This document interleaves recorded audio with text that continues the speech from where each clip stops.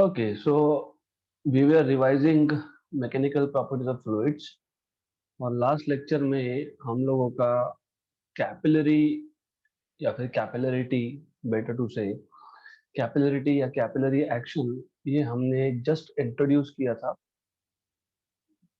So capillarity or capillary action we just introduced in the last session.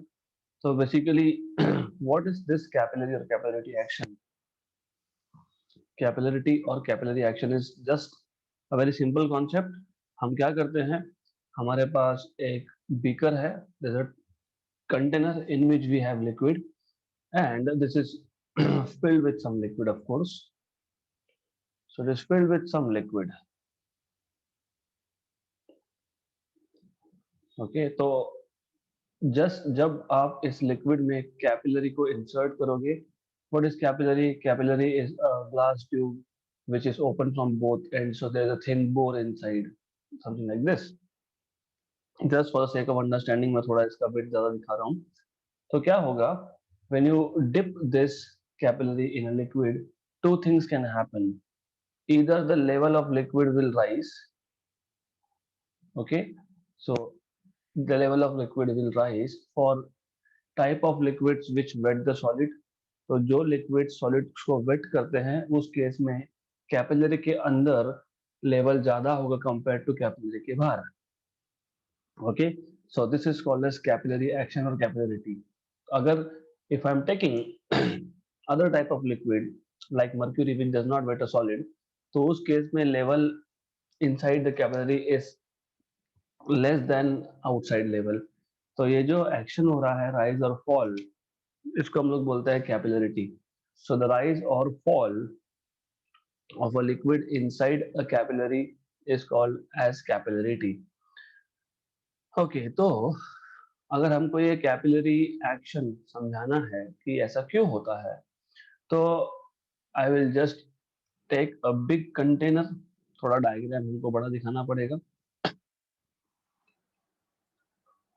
Okay, something like this. Then I will be taking this tube over here, capillary tube, and one thing you should know is इस tube के बाहर outside the surface looks almost flat. Okay, तो surface जो है वो almost flat होगा. Almost flat क्यों होगा? क्योंकि हमको पता है एंगल ऑफ कांटेक्ट या फिर लिक्विड का जो सरफेस है वो कर्व कहाँ पे होता है. वो कर्व सिर्फ वहां पे होता है जहां पे सॉलिड और लिक्विड का कांटेक्ट होता है. तो it will be curved here at this points. Okay, so it will be curved here at the point of contact basically. तो ऐसा curve होगा, something like this, right? Then inside the capillary भी you have more or less like this. Okay, अब तक capillary action हुआ नहीं है. अभी सिर्फ हम लोग बात कर रहे हैं कि राइज क्यों होना चाहिए. तो राइज क्यों होता है ये समझाने के लिए, ये समझने के लिए, what we do is we take 4 points. Point A just above the free surface of liquid, point B just below the free surface of liquid, point C just above the free surface of liquid outside capillary, and point D just below the free surface of liquid outside the capillary. ये 4 point हमने ले लिए. अब what we know is point number 1, हमको पता है कि concave side पे हमेशा प्रेशर ज्यादा होता है. मतलब pressure at point A will be greater than pressure at point B, right? Then what we know is, हमको ये भी पता है दैट अगर दो पॉइंट सेम हॉरिजॉन्टल लेवल पे हो, जैसे बी और सी, बी और डी, तो उनका प्रेशर भी सेम होता है. तो pressure at B is equal to pressure at D. और हमको क्या पता है? हमको ये भी पता है that pressure at C and D are equal. क्यों? क्योंकि ये surface flat है. You can see this surface is flat, a straight line, flat surface. Pressure कम या ज्यादा सिर्फ तब होगा जब एक साइड कॉनकेव या कॉन्वेक्स है. जब सरफेस ही फ्लैट है तो pressures on the both sides are equal, ये पता होना चाहिए। तो pressure at C is equal to pressure at D, right, good. तो ये जो कुछ भी हमने अभी लिखा है, and by the way pressure at A will also be equal to pressure at C. Why? Because both of them are at the same level, या फिर बोल सकते हो both of them are exposed to atmosphere, तो वहां पे atmospheric pressure होगा। Okay, तो this is what you should know. Now हमको प्रूव क्या करना था? हमको प्रूव ये करना था कि इनसाइड कैपिलरी ये लेवल ज्यादा क्यों होता है, हमको ये प्रूव करना था इन शॉर्ट। तो कैसे प्रूव करेंगे? अगर हम लोग ये प्रूव कर पाए कि D पे प्रेशर ज्यादा है compared to B, so ultimately my aim was to prove that pressure at D is greater than pressure at B. इससे क्या होगा? इससे ये लिक्विड नीचे पुश होगा और ये लिक्विड ऊपर पुश होगा, क्योंकि प्रेशर डिफरेंस है। ओके, तो आपको पता होना चाहिए कि जब जिस पॉइंट पे प्रेशर ज्यादा होता है ना, वहां से लिक्विड फ्लो होता है किसकी तरफ? जहां पे प्रेशर कम होता है। तो अल्टीमेटली कैपिलरी एक्शन क्यों हो रहा है ये प्रूव करने के लिए हमको we want to prove this pressure at point D is greater than pressure at point B, right. तो हो गया प्रूव। कैसे प्रूव हुआ? सबसे पहले मैं वापस रिपीट कर रहा हूँ, हमने एक टैंक लिया, टैंक में हमने कैपिलरी इंसर्ट किया है। कैपिलरी ट्यूब इंसर्ट करने के बाद, जस्ट इंसर्ट करने के बाद व्हाट इज हैपनिंग, हमने कुछ पॉइंट्स ले लिए। एक inside capillary A, so A point is inside capillary but above the free surface of liquid. एक point B है inside capillary but below the free surface of liquid. एक point C है outside capillary and above the free surface of liquid. एक point D है outside capillary but just below the free surface of liquid. What we know is PA and PC will be equal, one thing. दूसरा PA is greater than PB क्योंकि pressure on the concave side is always greater.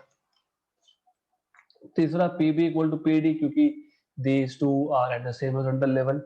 चौथा PC equal to PD क्यों? क्योंकि जब surface curve नहीं है, concave convex का case नहीं है वहां पे, तो उस in that case you should always remember that PD and PC will be equal क्योंकि सरफेस फ्लैट है, right. So using all these four conditions, देखो PA इक्वल टू PC है ना, but PC equal to PD है, मतलब PA equal to PD आ गया। Using condition number 3 and 4, PA equal to PC था, PC इक्वल टू PD था, है ना, तो हमको मिल गया ये PA इक्वल टू PD। अब अगर मैं 1 और 5 यूज कर लेता हूं तो I will get PA is PD but PA was greater than PB, तो PD is greater than PB। तो अल्टीमेटली आपने प्रूव कर दिया कि pressure at D point is greater then B point. तो D पॉइंट पे प्रेशर ज्यादा होगा तो B पॉइंट को वो, मतलब लिक्विड एट B को वो ऊपर पुश करेगा। This is how capillary action is performed. Okay, तो सिंपल, एक्सट्रीमली सिंपल केस है ये, एक्सट्रीमली सिंपल केस है ये। Okay, right. तो इजी था। नाउ अब ये जो राइज होगा, मतलब ये जो राइज होगा लिक्विड का, मैं डायग्राम कॉपी कर लेता हूं because we will see this again.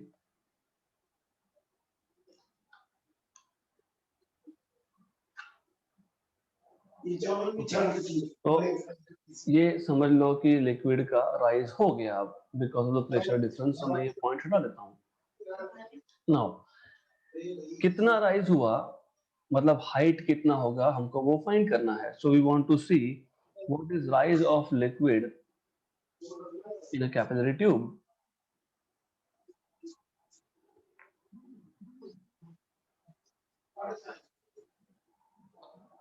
So rise find करना है, मतलब we want to find out this particular height h above the free surface of liquid outside. तो कितना एक्स्ट्रा लिक्विड ऊपर गया है, हमको ये देखना है बेसिकली। ओके, तो what we will do is, सबसे पहले let me little bit modify this little bit, मैं इसको थोड़ा सा एक्स्ट्रा कर्वेचर दूंगा। हमको सरफेस टेंशन वेक्टर्स ड्रॉ करने हैं, वेरी गुड। तो मान लो सीन, और मैंने ऐसा कर्व सरफेस बताया है, मतलब I am talking about a liquid which beds the solid. क्यों? क्योंकि आपको पता है this is angle of contact is acute, this angle of contact acute मतलब this is a type of liquid which wets a solid. मैंने कल ही बताया था ये, तो आपको पता होना चाहिए।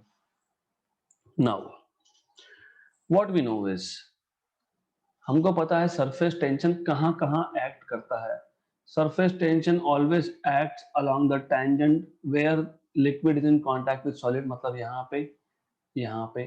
एंड बाय द वे, मैं ये आपको क्रॉस सेक्शन बता रहा हूँ, मतलब 3 डायमेंशनल ऑब्जेक्ट है, उसको आप उसके फेस से देख रहे हो। तो अगर आप ऊपर से देखोगे, ऊपर से कैपिलरी के ऊपर से, तो what you will see is, तो कैपिलरी के ऊपर से जब देखोगे तो you will see something like this, circular. क्यों? क्योंकि कैपिलरी ट्यूब सर्कुलर होता है, ये पता होना चाहिए। ओके, तो मैं यहाँ पे I am just showing these two tension vectors over here. Okay, then definitely this is angle of contact theta, यहाँ पे भी angle of contact theta। हमको पता है Newton's third law of motion, है ना, Newton's third law, to every action there is equal and opposite reaction. तो tension is acting inside the liquid, और टेंशन कहाँ एक्ट होता है? जहां जहां पे लिक्विड और सॉलिड का कांटेक्ट है वहीं पे टेंशन एक्ट होता है। ये अच्छे से समझ लो, राइट। तो ये एक्शन हो गया, ये एक्शन है तो इसका रिएक्शन भी होगा, इसका रिएक्शन जाएगा अपोजिट डायरेक्शन में, तो you will have a reaction over here, something like this, similarly over here also। तो एक्शन और reaction you have both pairs over here,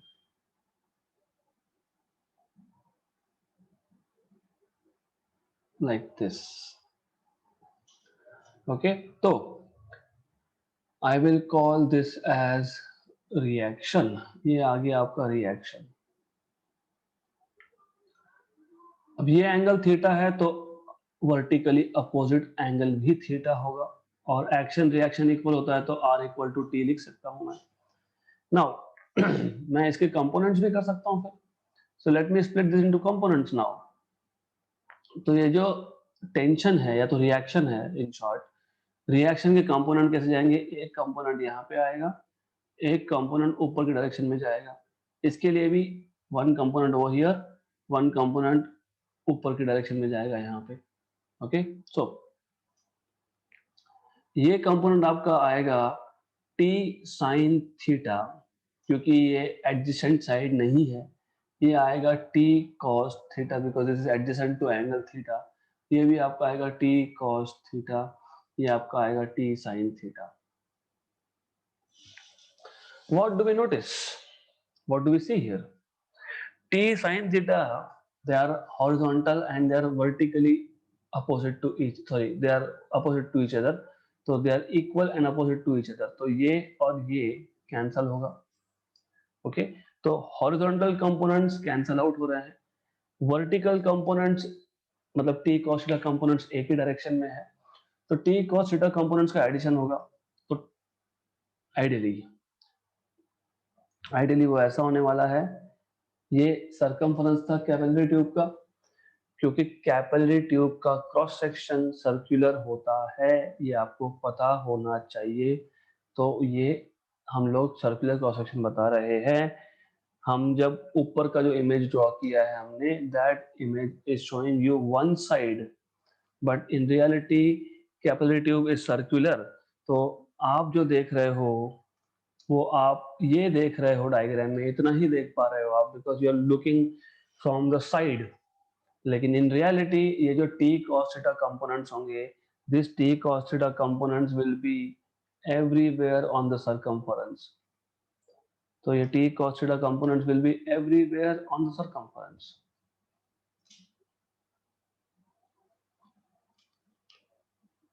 Like this more or less. Okay, तो ये सारे के सारे t cos theta components है. तो total components कितने आएंगे? मैं इसको बोलता हूं अपवर्ड फोर्स. क्यों? क्योंकि ये फोर्स ऊपर की तरफ है. तो टोटल अपवर्ड फोर्स कितना आएगा? t cos थीटा, क्योंकि each of this component is t cos theta.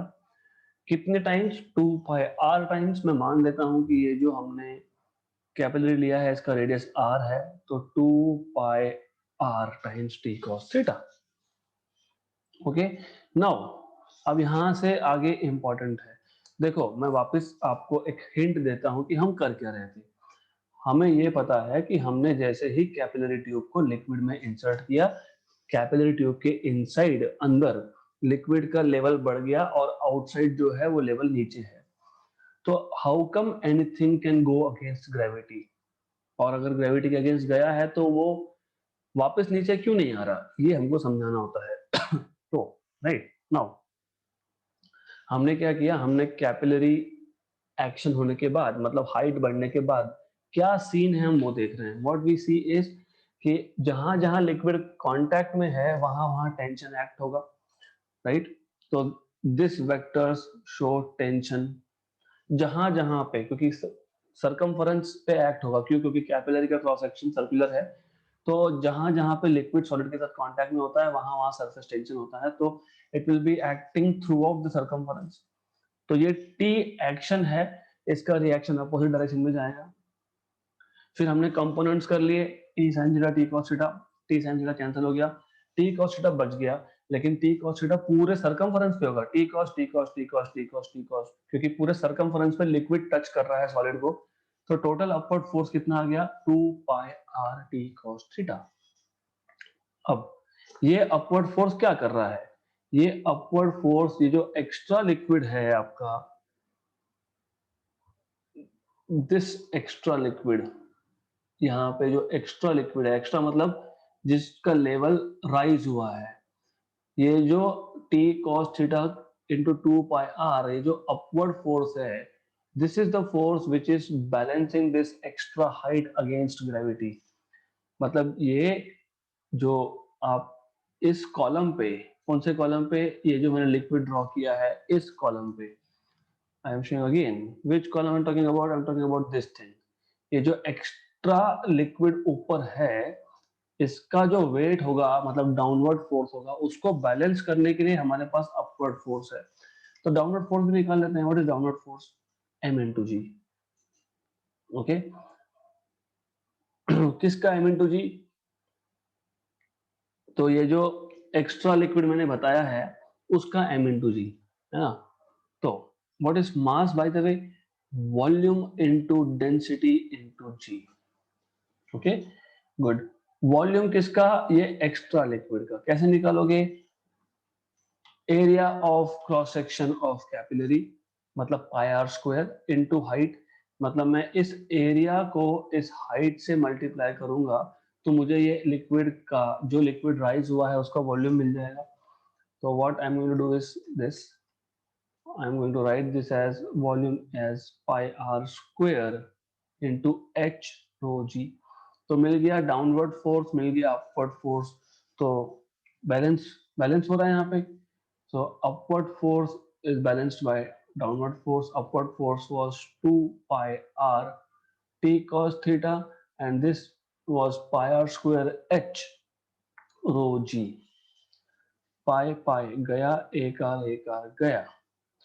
Right, तो आप यहाँ से आप t फाइंड कर सकते हो, आप यहाँ से h फाइंड कर सकते हो. तो h आपको मिल जाएगा 2t cos theta upon r rho g. So you have this formula of h. This is how you find out what is the height of liquid inside the capillary. This is how you do it. Simple, बहुत ही simple derivation था. सिर्फ आपको reasoning पता होना चाहिए. What I mean by reasoning is आपको ये पता होना चाहिए कि how come inside capillary something can go against gravity, अगर अगेंस्ट ग्रेविटी जा रहा है तो वहां पे अपवर्ड फोर्स होगा, मतलब downward weight, weight is always downward, downward को बैलेंस करने के लिए अपवर्ड फोर्स होगा, तो हमने बस डाउनवर्ड और अपवर्ड फोर्सेस निकाले और उसको हमने इक्वेट कर दिया and we get h equal to 2t cos थीटा upon r rho g. Okay, now this is the end of fluid मतलब हाइड्रोस्टैटिक्स, है ना, मतलब liquid at rest, end of the story. Now we'll see what happens when liquid starts moving. So we are entering into something called as fluid mechanics, fluid dynamics, या फिर आप बोल सकते हो dynamics is a better word, या फिर hydrodynamics. So we are now changing the topic going into fluid dynamics, या फिर इसको hydrodynamics भी बोल सकते हो आप, it's okay whatever you want to call this, that is not important. Important is to understand concepts involved here. सबसे पहले you should know what is a flow line, क्योंकि फ्लो लाइन पता होगा तो स्ट्रीमलाइन पता होगा. ओके, तो streamline flow मतलब लैमिनार फ्लो ये पता होगा. तो व्हाट हैपेंस इज, मान लेते हैं कि हमारे पास एक ट्यूब है. So I have a tube pipe, some kind of pipe, ऐसा एक पाइप है. Liquid is entering from this side and going out from the other side. Now liquid का जो particle है, the particle inside this tube, वो जो भी path follow करेगा, मान लो कि वो ऐसा straight line में आ रहा है. I'm sorry for this course. मान लेते हैं कि ये जो particle है liquid का, it is going along straight line, ऐसा straight line में जा रहा है ना. तो वो जो भी path follow करेगा, the path followed by molecule or particle of liquid inside the tube is called as flow line. तो अगर वो ये path follow कर रहा है तो ये flow line हो गया. It can follow some other path, यहाँ से भी जा सकता है, ये भी एक flow line हो गया. तो flow line is just the path of a liquid molecule which it traces inside the tube, उसको बोलते हैं flow line. Okay, now I hope you understand. It's a simple thing. मान लो कि आप क्लास पे जा रहे हो एक पर्टिकुलर पाथ फॉलो करके, हाँ तो वैसा ही लिक्विड भी एक पॉइंट से दूसरे पॉइंट पे जा रहा है कोई एक पाथ फॉलो करके, that is flow line, that's it, simple language. Okay, then next thing that we need to understand is, अब लिक्विड फ्लो हो रहा है. ओके, लिक्विड के मॉलिक्यूल्स फ्लो हो रहे हैं, गुड. तो क्या हो सकता है, liquid can at a point, मैं काम करता हूं, मैं इस ट्यूब में एक पॉइंट लेता हूं ए. अब पहला पार्टिकल आया लिक्विड का, this is first particle of liquid. Okay, वो फ्लो होगा और वो ए पॉइंट से क्रॉस होगा. जैसे ही ए पॉइंट पे आया इसका स्पीड हो गया मान लो 10 metre per second, 10 metre per second and it went out. Okay, अब दूसरा पार्टिकल आया लिक्विड का, ये भी जब ए पॉइंट पे आया तो इसका speed sorry 10 metre per second and it went out. फिर तीसरा पार्टिकल आया लिक्विड का, इसका भी ए पॉइंट पे 10 मीटर पर सेकेंड, मतलब जितने भी molecules of liquid A point को क्रॉस करेंगे, अगर उन सबका स्पीड ए पॉइंट पे सेम है तो flow is called as streamline flow, या फिर इसको लैमिनार फ्लो भी बोलते हैं. बेसिकली ऑर्डरली फ्लो है, वेल बिहेव्ड है. जो भी नंबर ऑफ पार्टिकल्स होंगे जब वो ए पे आएंगे तो उनका सबका स्पीड सेम हो जाएगा. तो दूसरे पॉइंट में ले सकते हैं कि इनसे there is a point B, तो all the particles crossing point B will have the same velocity. Such a flow is called as streamline or laminar flow. Okay, good. So you know now what is streamline, well behaved flow hai ye. Okay, so they are following rules basically. तो example अभी गर्मी के दिन में जब आप reverse को देखोगे तो rivers are flowing very very orderly. अगर पानी होगा तो ऑफ कोर्स, पानी नहीं होगा तो no flow. Anyways, in rainy seasons sometime there is flood like situation. Okay, तो उस केस में क्या होता है, उस केस में ये जो पॉइंट्स की मैं बात कर रहा था, ये पॉइंट्स, पहला पार्टिकल आया वो ऐसा जा रहा है क्रॉसिंग दिस, फिर यहाँ पे कोलिजन हुआ, फिर ऐसा, मतलब मोशन रैंडम है। दूसरा पार्टिकल आया वो ऐसा जा रहा है, तीसरा आया वो किसी और डायरेक्शन में ही जा रहा है। तो क्या हो रहा है अब, when crossing point a different particles have different velocities. Different velocity से मतलब है कि स्पीड डिफरेंट या फिर डायरेक्शन डिफरेंट। तो ये जो है ये डिसऑर्डरली फ्लो है, रैंडम फ्लो है ये। ओके, तो इस केस में स्ट्रीमलाइंस जो है they are not parallel to each other. Flow lines, streamline flow में क्या होता है कि जो फ्लो लाइंस होते हैं ना they are parallel, they are well behaved, proper layer to layer proper चल रहा है, that is streamline flow. Now जो अगले टाइप का फ्लो मैंने बताया जिसमें ऑर्डर नहीं है, any particle comes at point A with any velocity, random velocity, उसको हम लोग बोलते हैं turbulent flow, turbulent flow। Okay, right. तो turbulent flow के जो स्ट्रीम फ्लो लाइंस होते हैं they are not well behaved, ऐसा कैसा भी है, एक पार्टिकल ऐसा जा रहा है, दूसरा कैसा कैसा जा रहा है, so that is all random mess, so that is turbulent flow।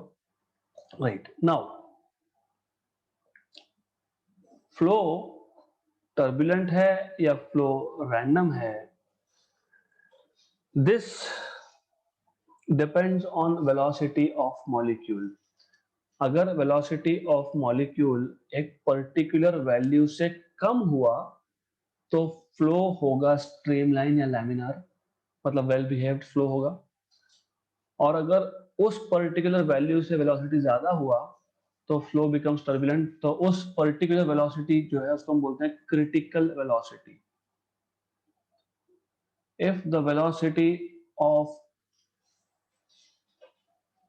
a molecule of liquid is less than certain minimum value, then the flow is laminar.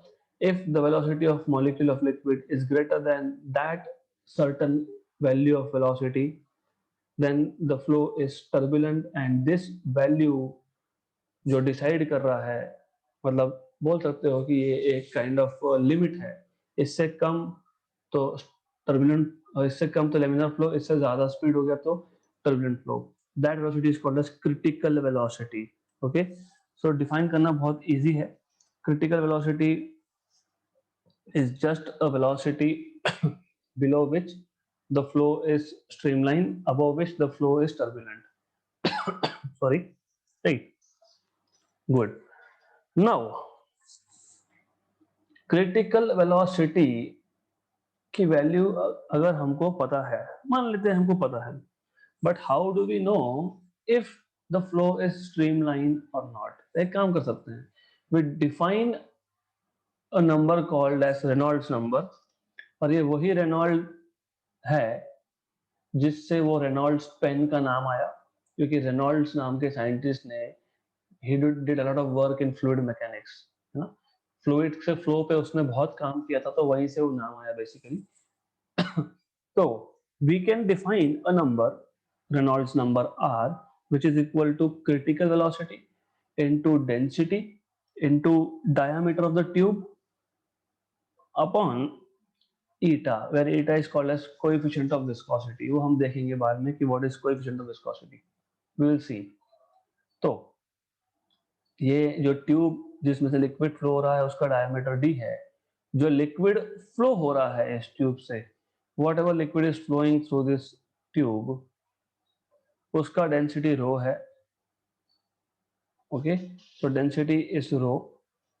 okay, vc is critical velocity and eta is coefficient of viscosity।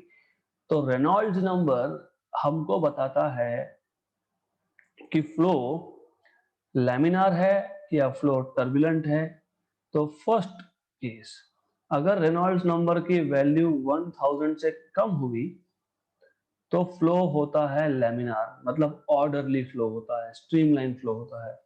Okay, if the value of Reynolds number is less then 1000, if the value of Reynolds number is greater than 2000, then the flow is turbulent. If the value of Reynolds number is greater than 1000 but less than 2000, the flow is changing from laminar to turbulent. तो ये intermediate stage है basically. तो Reynolds number की value अगर 1000 से कम आई तो flow is laminar, 1 से 2000 के बीच में आई तो flow is changing from laminar to turbulent, अगर 2000 से ऊपर गया तो flow is turbulent for sure. Okay, good. Next thing, next topic, what next do we need to know? Viscosity. Now any liquid can be assumed to be made up of number of layers. मैं मान लेता हूं सबसे पहले ये समझ लो, this is surface of a solid, क्योंकि liquid किस पे फ्लो होगा? लिक्विड या तो पाइप से फ्लो होगा, या तो रिवर में फ्लो होगा, या तो हमारे घर में फ्लोर है उसके ऊपर फ्लो होगा, तो सॉलिड के ऊपर फ्लो होगा। तो ये जो मैंने नीचे ब्लैक लाइन दिखाया है, just to show you that this is a solid surface. अब व्हाट हैपेंस इज, जब लिक्विड फ्लो होता है बेसिकली, ओके, तो liquid is assume to be made up of number of layers. Liquid को हम assume कर सकते हैं कि liquid is made up of number of layers. ये एक लेयर हो गया लिक्विड का,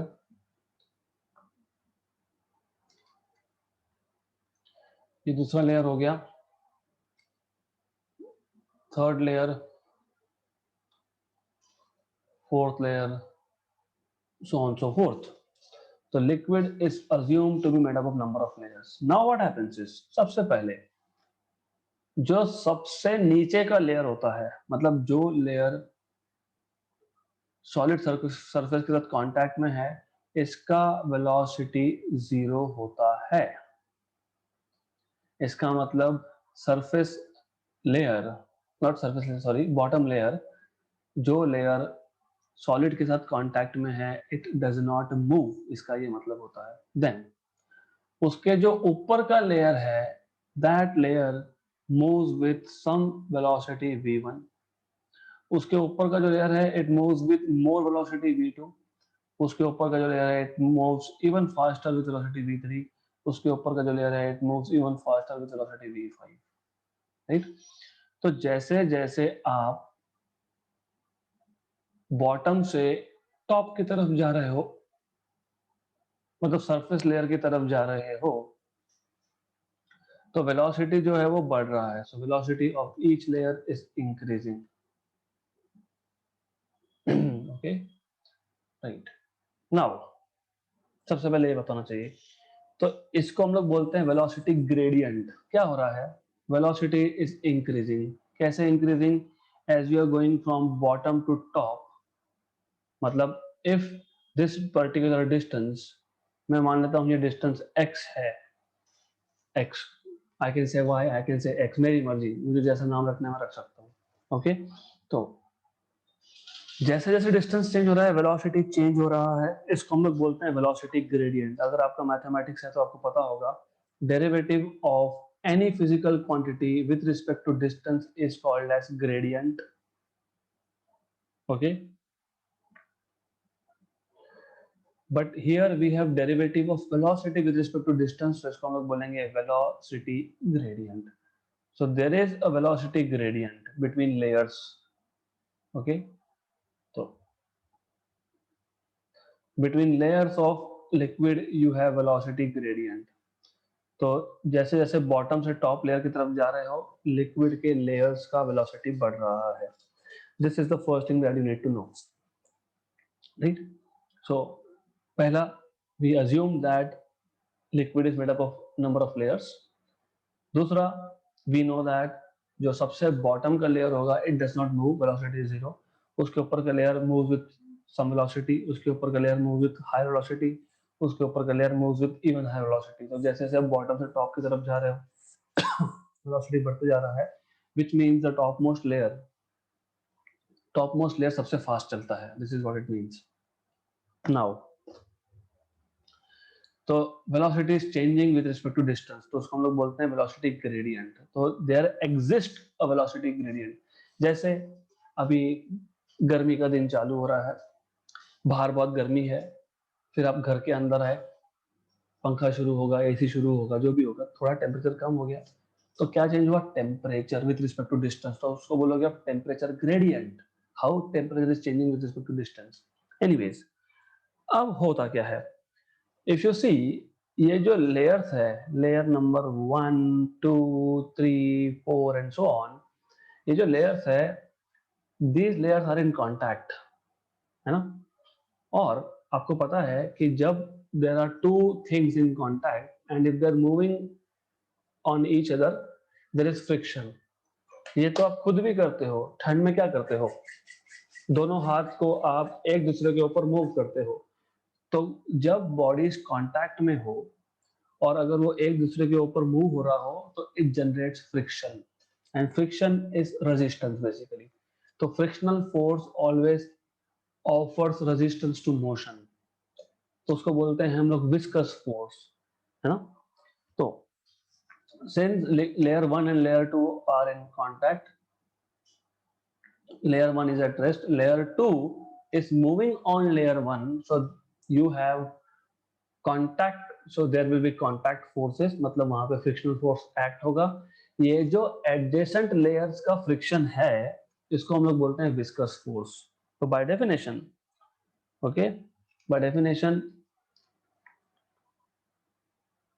the force of friction acting between two adjacent layers of liquid is called as viscous force, है ना. मैंने तो डिफाइन कर दिया, लेकिन कितना फोर्स, डेफिनेशन से नहीं चलेगा. हाँ, ये विस्कस फोर्स है, तो मैथमेटिकल फॉर्मूला चाहिए. हाउ डू यू कैलकुलेट कितना force? 10 newton, 20 newton, 1000 newton, 10,000 newton, कितना? So that is given by Newton's formula.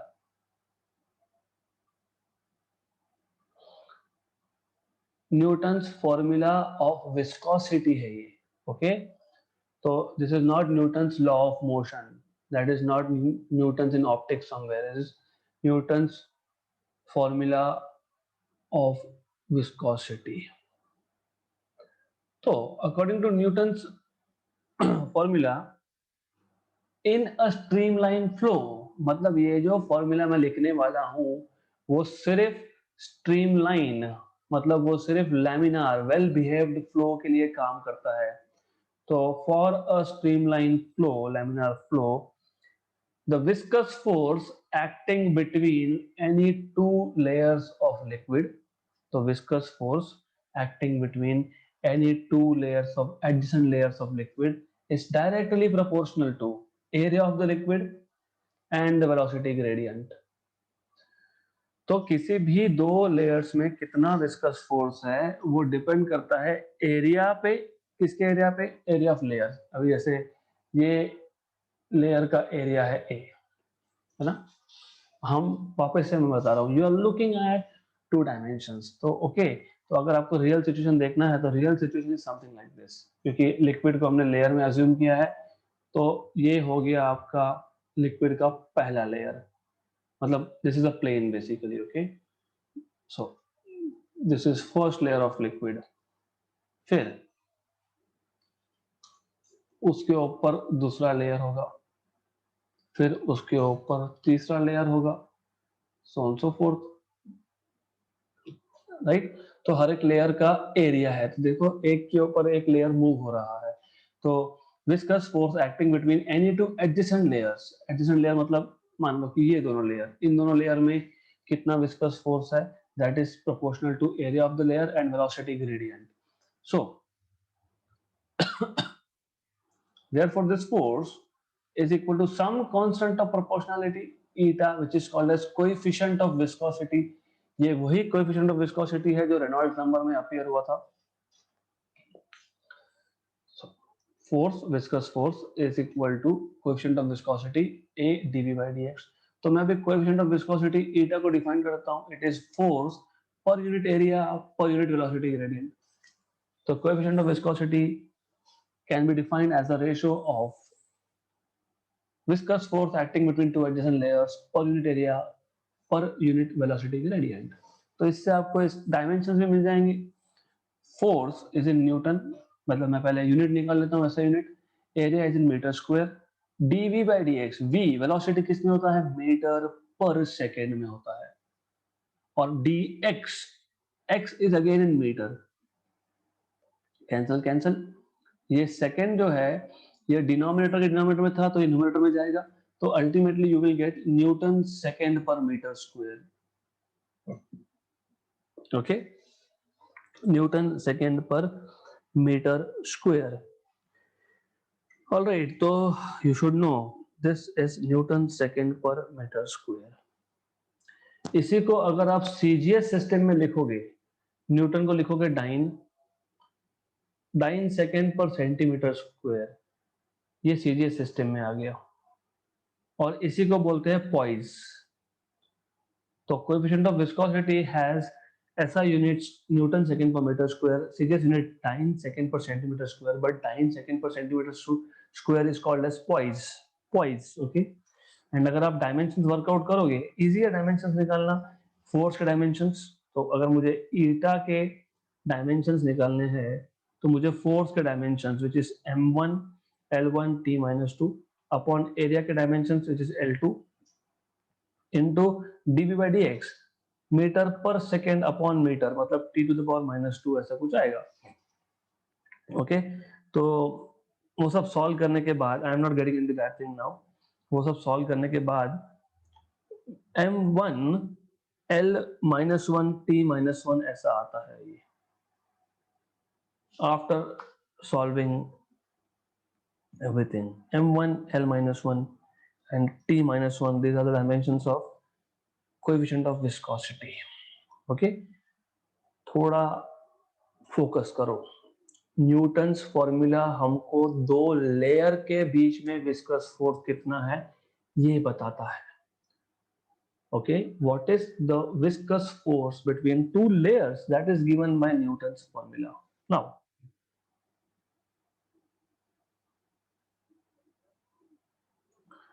there is one more law which is called as Stokes law.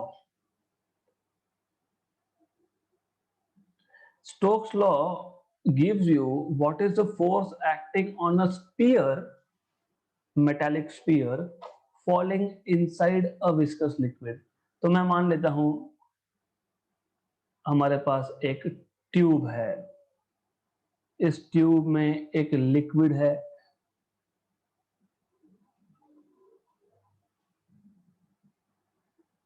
So we have this liquid filled inside this tube. Okay, now we have a metallic ball of radius r. इसका radius r है basically, और ये ball है, मतलब it is completely filled. Okay, so this ball, metallic sphere of radius r is falling inside this. Okay, तो इस पे total forces कितने लगेंगे हम बाद में देखेंगे. मैं फिलहाल बात कर रहा हूं विस्कस फोर्स की. तो Stokes law tells you that the viscous force due to viscosity acting on this metallic sphere of radius r is equal to 6 pi eta rv, where eta is coefficient of viscosity, r is radius of the ball, v is velocity with which the ball is falling. तो Newton's formula ये आपको देता है force between two adjacent layer of liquid. Stokes law आपको देता है what is the force acting on a metallic sphere falling inside a liquid. ये बहुत इंपॉर्टेंट है. क्यों? क्योंकि फिर आगे का इक्वेशन नहीं समझेगा अदरवाइज. अगर ये समझा है तो अगला equation is nothing for you. कैसे? तो अगला टॉपिक जो है it is equation for terminal velocity.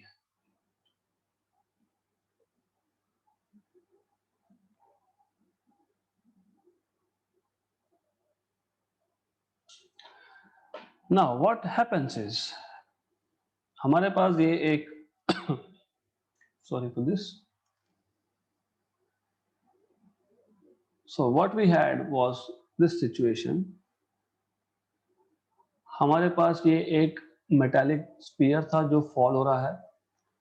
अब फॉल हो रहा है मतलब पहले रेस्ट पे था, तो earlier it was at rest over here, अभी मैंने ड्रॉप कर दिया तो ये नीचे जा रहा है, नीचे जा रहा है, रेस्ट से स्टार्ट हो रहा है u इक्वल टू 0, फिर वेलोसिटी बढ़ते जा रही है, बढ़ते जा रही है। क्यों? क्योंकि डोमिनेटिंग फोर्स डाउनवर्ड है, मतलब ग्रेविटी की वजह से। एक स्टेज ऐसा आएगा कि वेलोसिटी बढ़ना बंद हो जाएगा।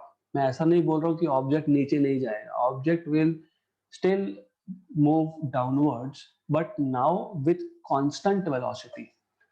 पहले क्या था कि पहले ऑब्जेक्ट का वेलोसिटी 0 था, फिर वेलोसिटी बढ़ते गया, बढ़ते गया, बढ़ते गया, then will arrive at a stage where velocity is constant.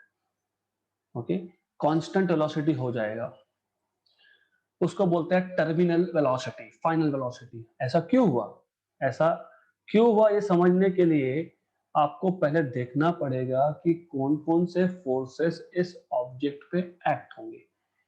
एक तो डेफिनेटली mg मतलब weight of the body which always acts downward through centre of mass, मतलब mg तो है ही। और एक फोर्स है विच इज अपथ्रस्ट। आपको पता होगा, आपने आर्किमिडीज प्रिंसिपल पढ़ा होगा कि जब भी एक ऑब्जेक्ट एक लिक्विड में होता है उस पे एक अपवर्ड फोर्स एक्ट होता है। अगर आपने नहीं भी पढ़ा है तो मैं सिंपल एग्जांपल दे देता हूं। You had a fight with your friend, उसको उठा के फेंकना है और वो बहुत हट्टा कट्टा है, नहीं कर पा रहे हम लोग। फिर क्या बोलेंगे? स्विमिंग पूल में आ, when you go into swimming pool में वाटर है, water is exerting upward force on you also and on the other person also on any object that is inside liquid। मतलब अप थ्रस्ट, अपवर्ड फोर्स ने क्या किया? Upward force ने उस body का wait थोड़ा सा कम कर दिया। कैसे कम किया? अपवर्ड फोर्स लगा के। So any object when it is inside liquid, it is always acted upon by a force which is in upward direction, that is called as upthrust. So Fu is F upthrust। और एक force act होगा on an object which is inside liquid। कौन सा? अभी देखा हमने, Stokes law. तो viscosity का भी फोर्स एक्ट होगा, वो भी अपवर्ड होता है। तो force of viscosity is upward, upthrust force is also upward and weight is downward। तो जब ये upward और downward forces बैलेंस हो गए, then the object, this sphere, will not accelerate but it will start moving with constant velocity। क्यों? क्योंकि forces balance हो गए। तो there will be a situation when upthrust plus viscous force will be equal to mg। अभी upthrust कैसे निकालते हैं? तो वो आर्किमिडीज प्रिंसिपल से आता है। जब भी एक बॉल, एक ऑब्जेक्ट विथ वॉल्यूम v आप लिक्विड में डालोगे तो उतना ही लिक्विड का वॉल्यूम डिस्प्लेस हो जाता है। What do I mean by that? Now मैं समझा देता हूँ उसका मतलब क्या है, वो भी समझा देता हूँ। सो व्हाट हैपेंस इज, मैं इसको खाली कर लेता हूँ यहाँ से, I don't need this things anyways. Okay, so this is a liquid here। Now मैं ऐसा करता हूं, मैं इसको यहाँ पे एक होल कर देता हूं, यहाँ से एक ट्यूब निकाल लेता हूं और इस ट्यूब को मैं एक कंटेनर में छोड़ देता हूं। नाउ हम लोग एक बॉल लेंगे, मेटालिक स्फीयर लेंगे, उस मेटालिक स्फीयर को मैं जैसे ही इस लिक्विड में डालूंगा तो जितना वॉल्यूम इस मेटालिक स्फीयर का है उतना ही वॉल्यूम ऑफ लिक्विड डिस्प्लेस मतलब डिस्प्लेसमेंट होगा उसका। तो वो लिक्विड का जो लेवल है वो बढ़ेगा तो वो सीधा पानी यहाँ से आया और हमने वो इस कंटेनर में कलेक्ट कर लिया। क्यों? क्योंकि ये कंटेनर में कितना लिक्विड कलेक्ट हुआ उससे हमको मिल जाएगा वॉल्यूम ऑफ लिक्विड डिस्प्लेस्ड। कितना लिक्विड डिस्प्लेस हुआ उसका वॉल्यूम, राइट। फिर इस लिक्विड का जो भी वेट होगा, इस लिक्विड का जो भी वेट होगा दैट इज अपथ्रस्ट। ओके, तो वेट कैसे निकालते हैं हम लोग? वेट कैसे निकालते हैं? Upthrust will be equal to weight. Weight कैसे निकालते हैं? mg, मास ऑफ, किसका मास? जो लिक्विड डिस्प्लेस हुआ है उसका मास, बॉल का नहीं, मैं बार बार बोल रहा हूँ ये, into g. What is mass? Volume, किसका वॉल्यूम? लिक्विड डिस्प्लेस का, इनटू डेंसिटी, डेंसिटी किसका? लिक्विड डिस्प्लेस का। जो लिक्विड डिस्प्लेस हुआ है, मैं मेटालिक बॉल की बात नहीं कर रहा हूं, तो ना ही मेटालिक बॉल का वॉल्यूम आएगा ना ही डेंसिटी उसका आएगा, इनटू जी, राइट। तो वॉल्यूम क्या आएगा? 4/3 पाई आर क्यूब। क्यों? क्योंकि जितना मैंने मेटालिक बॉल इंसर्ट किया है उतना ही लिक्विड डिस्प्लेस हुआ है, तो मेटालिक बॉल का वॉल्यूम लेंगे यहाँ पे हम लोग। तो ये आ गया आपका अपथ्रस्ट। तो अपथ्रस्ट फोर्स आपको मिल जाएगा आर्किमिडीज प्रिंसिपल से 4/3 pi r cube density of liquid displaced into g. No one is going to ask you Archimedes principle in exam. So I just told you because you should know how to find. CET में लगने ही वाला है तो that's why. So upthrust हो गया। Viscosity का force हमने देखा है स्टोक्स लॉ से, the force of viscosity acting on a ball falling inside a liquid 6 pi eta rv equal to mg। ये mg, ये बॉल का mg है, this is gravity acting on this sphere. तो मैं क्या लिखूंगा? Volume of sphere, metallic sphere, density of sphere into g, क्योंकि volume is mass into density. Volume of sphere is again 4/3 pi r cube. Okay, volume आ गया। Density of sphere into g, अब इसको हम ऐसा लिख सकते हैं 4/3 pi r cube rho s g minus 4/3 pi r cube rho liquid displace g equal to 6 pi eta r v. Of course we can write, सिर्फ मैंने टर्म्स को लेफ्ट हैंड साइड से राइट हैंड साइड पे move किया है। तो मैं यहां से 4/3 pi r cube g common निकाल सकता हूं, rho s minus rho l d equal to 6 pi eta r v. Okay, तो I can cancel out pi, cancel हो गया, 2 जा 3 जा। Okay, good. हमको क्या चाहिए था? हमको चाहिए था वेलोसिटी, टर्मिनल वेलोसिटी। ये एक आर और यहाँ पे आर क्यूब है तो आर स्क्वायर बचेगा। तो v will be equal to, देखो ये जो 3 है वो शिफ्ट कर दिया तो 2/9, आर क्यूब था और एक साइड पे आर था तो आर स्क्वायर बचेगा, है ना। g rho s minus rho l d upon eta, ये आ गया आपका टर्मिनल वेलोसिटी का इक्वेशन। सिर्फ बुक्स में क्या करते हैं ना, बुक्स में व्हाट दे डू इज वो जो सॉलिड स्फीयर है, जो बॉल है, उसका डेंसिटी को रो से डिनोट करते हैं और जो लिक्विड, जिस लिक्विड से वो बॉल फॉल हो रहा था उसको सिग्मा बोल देते हैं। That's it. ये आ गया आपका टर्मिनल वेलोसिटी का इक्वेशन, राइट। तो how do you remember? When a ball is falling inside a liquid, there are three forces. Two are in the upward direction, upthrust and viscous force. One is in the downward direction.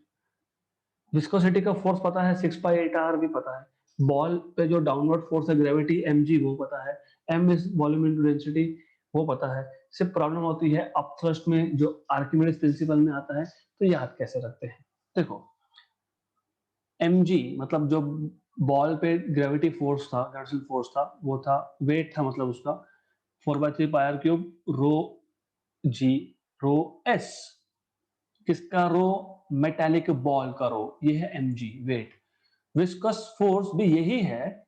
Upthrust मतलब sorry upthrust force भी यही है. सिर्फ density यहाँ पे liquid, जिस liquid से ball pass हो रहा है उस लिक्विड का डेंसिटी इतना ही चेंज है. तो आपको याद इजीली रहेगा. Right. So this is the end of mechanical properties of fluids. And क्योंकि बाकी जो टॉपिक मैंने छोड़े हैं वो इस साल के लिए डिलीटेड है, जैसे बर्नौलीज इक्वेशन. राइट. लेना चाहिए था पर अभी डिलीटेड है, तो it's okay. We will not cover that in revision classes, but of course for CET I will be taking it. Because बोला तो है कि जो स्टेट बोर्ड से डिलीटेड है वो सीईटी से भी डिलीटेड है, ऐसा बोला है. Let's see if time permits. So we are going to stop it here. We are running one lecture late क्योंकि मैकेनिकल प्रॉपर्टी ऑफ फ्लूइड बहुत बड़ा लेक्चर था, तो इसलिए मैंने शेड्यूल में लिखा है नीचे स्टार करके, एस्टेरिक डाल के. This is a tentative schedule subject to change without any prior notice. Okay. So tomorrow we are going to start with kinetic theory of gases, and in the next 10 minutes, it is 9:28 now, so next 12 minutes, 9:40, I will log in again and we will start with first session of CET. Until then, bye bye.